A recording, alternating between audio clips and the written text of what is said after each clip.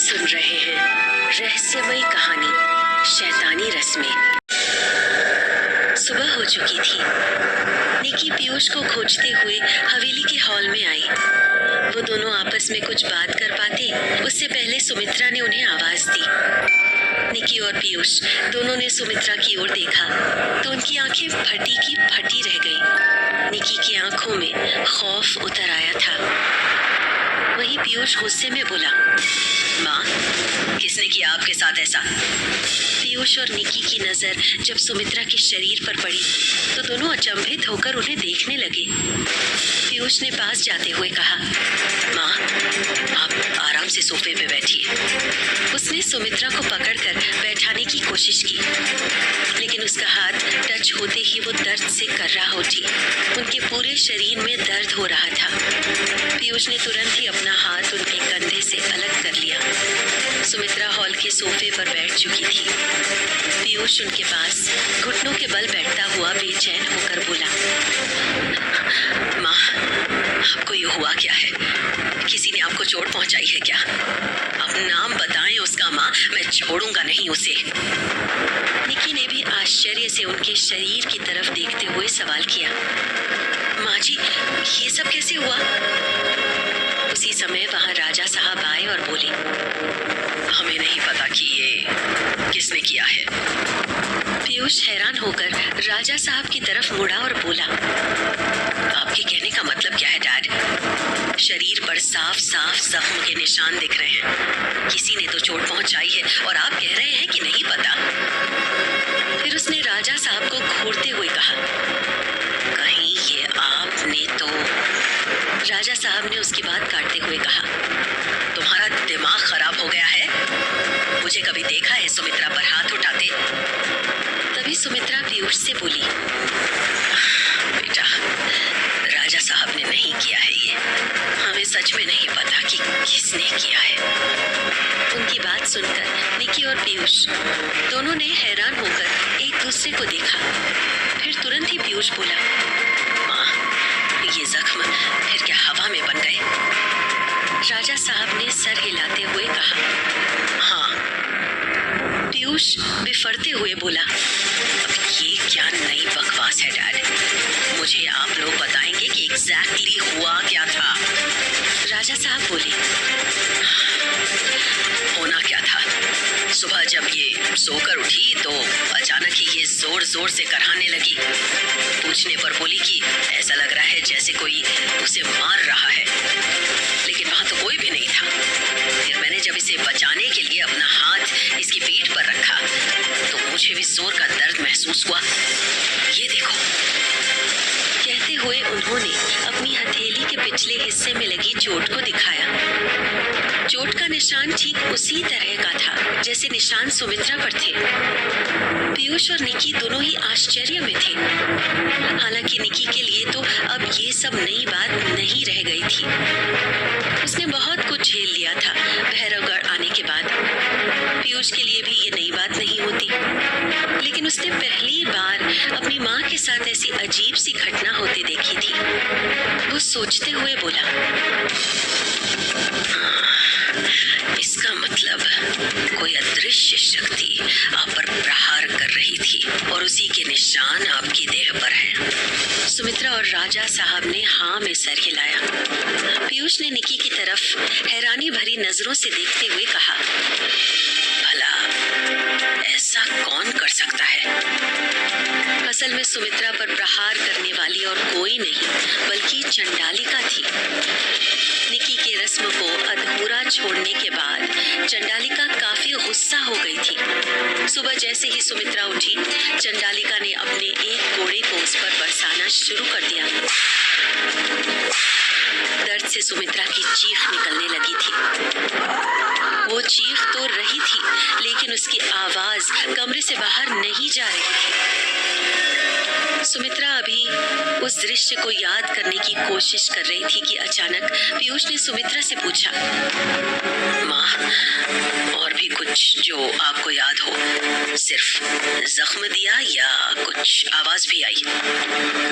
सुमित्रा याद करती बोली, हाँ, मालिक की आवाज थी।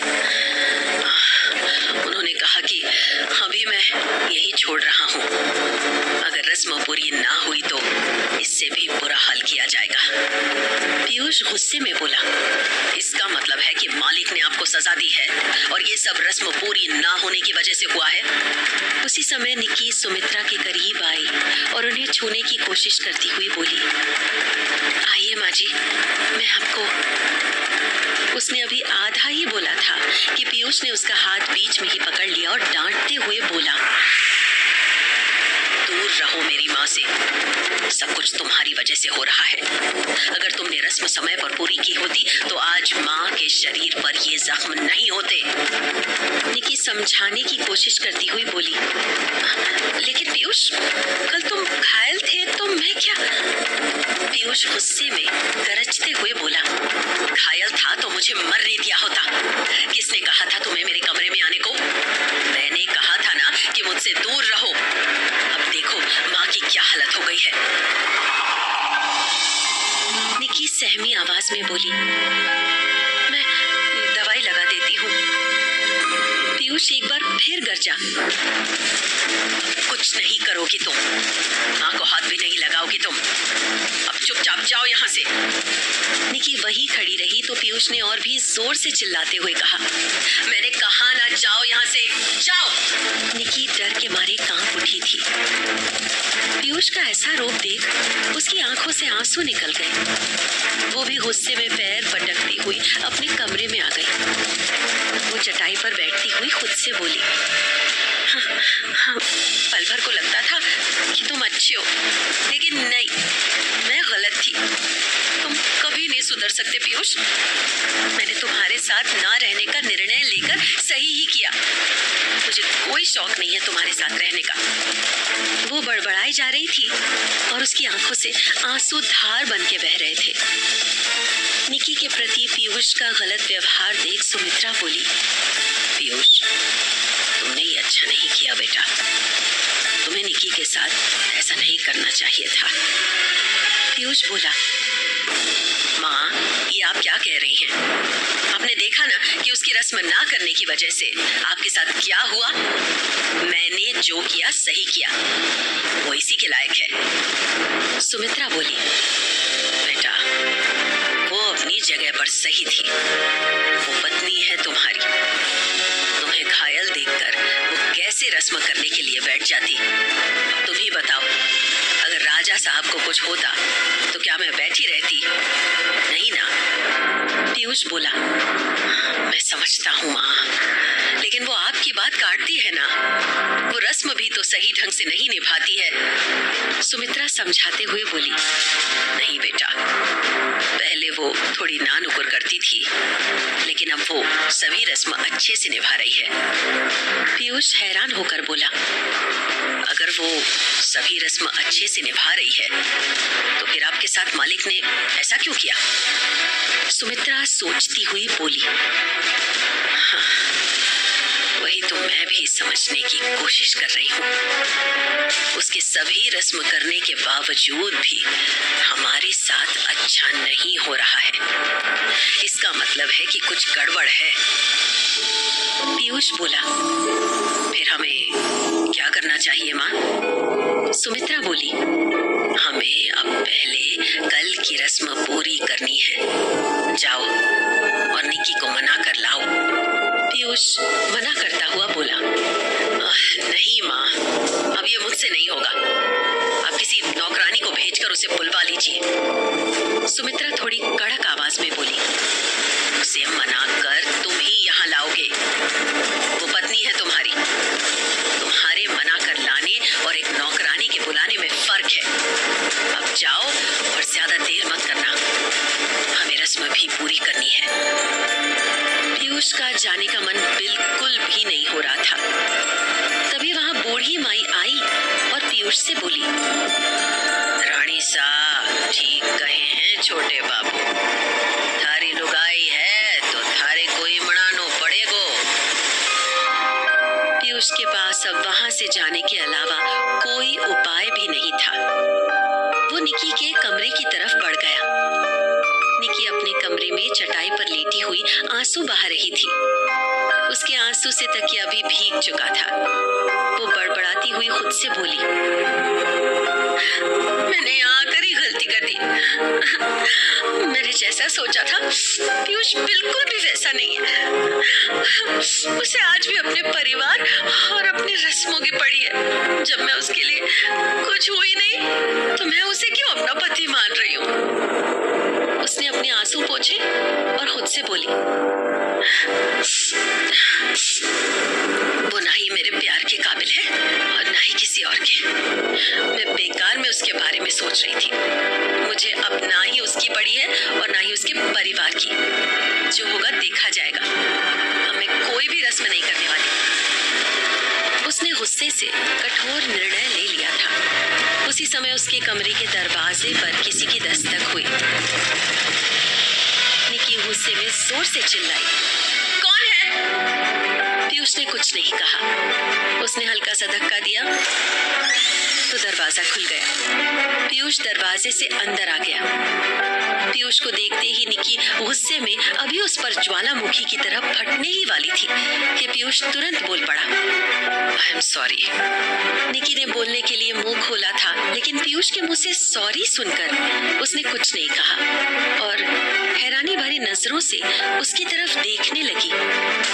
एक तरफ जहां पीयूष निकी को मनाने उसके पास पहुंच चुका था, वहीं सुमित्रा को दंड देने के बाद चंडालिका भी मालिक के पास पहुंच चुकी थी। चंडालिका पुरानी हवेली के उसी कमरे में आई जहां मालिक रहता था। उसे आया देख मालिक की भारी आवाज उस कमरे में गूंजी, आ गई दंड देकर। चंडालिका गुस्से भरे स्वर में बोली, उसे दंड देना बहुत जरूरी था। अगर वो रस्म नहीं करवाएगी तो आपकी शैतानी शक्तियां कैसे बढ़ेंगी? उसे अब अधूरी रस्म पूरी करवानी ही होगी। एक बार निकी सारी रस्में पूरी कर देगी तो उसकी सभी शक्तियां वापस आ जाएंगी और एक बार फिर बनेंगे आप इस दुनिया के सबसे शक्तिशाली सम्राट। चारों तरफ आपकी ही पूजा होगी। उसकी बात सुनकर मालिक बोले, नहीं चंडालिका, मुझे नहीं लगता कि निकी के रस्में निभाने से हमारी आजादी का रास्ता साफ होने वाला है। उल्टा हमें तो लग रहा है कि जैसे जैसे वो रस्में निभा रही है वैसे वैसे हम मौत के करीब जा रहे हैं। ये सुनकर चंडालिका के होश उड़ गए। उसे विश्वास नहीं हो रहा था कि जो शैतानी रस्में आज तक मालिक की शक्तियां बढ़ाती आई थी, आज वही रस्में उन्हें कमजोर कर रही हैं। आखिर क्यों कमजोर पड़ रही थी मालिक की शक्तियां? क्या निकी को अपने परिवार की बहू बनाकर गहलोत परिवार ने बहुत बड़ी गलती कर दी थी? क्या निकी को अधूरी रस्म निभाने के लिए मना पाएगा पीयूष? जानने के लिए सुनिए अगला एपिसोड।